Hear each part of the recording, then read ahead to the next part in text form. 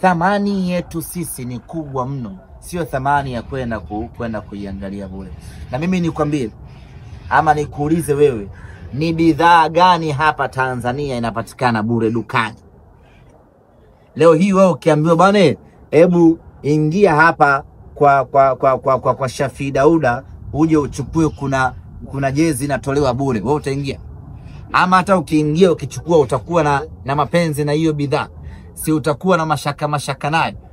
Kwa sababu bure haina thamani siku zote. Sasa kwa Simba Sports Club sisi klabu yetu ina thamani kubwa, brand yake ni ya hali ya juu na watu wanatakiwa kulipa ili kwenda kuipata hiyo bora. Lakini ukiweka bure maana yake unaondoa utaratibu wote. Unawalazimisha watu waingie uwanjani muda wasiotaka. Yani unafanya vitu vingi ambavyo unaondoa utaratibu wake na kwa kila mara.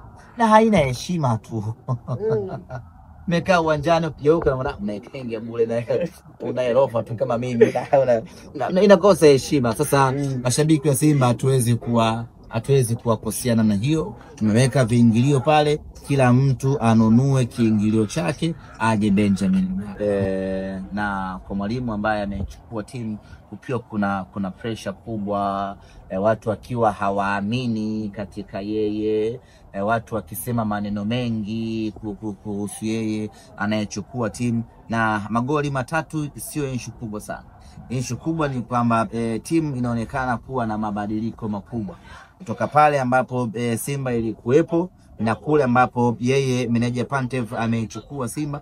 Unaona kuna mabadiliko makubwa sana hasa ya kiuchezaji.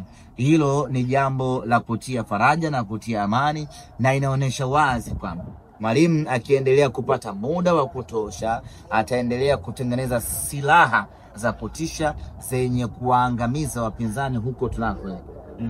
Pengine tutarajie msimu huu dabi kwenu mnaenda kushinda na chini ya meneja Pantev mtavuka kwenda nusu finali kwenye klabu bingwa Afrika. Twende hatua kwa hatua. Kwa sasa tunaangalia zaidi tarehe 26.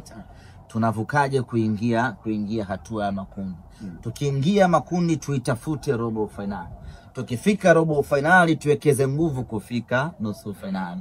Mipango ya dabi hatuwezi kuizungumzia sasa kwa sababu bado kuna mechi nyingine hapa za ligi kuu ya NBC ambazo ni ngumu zaidi.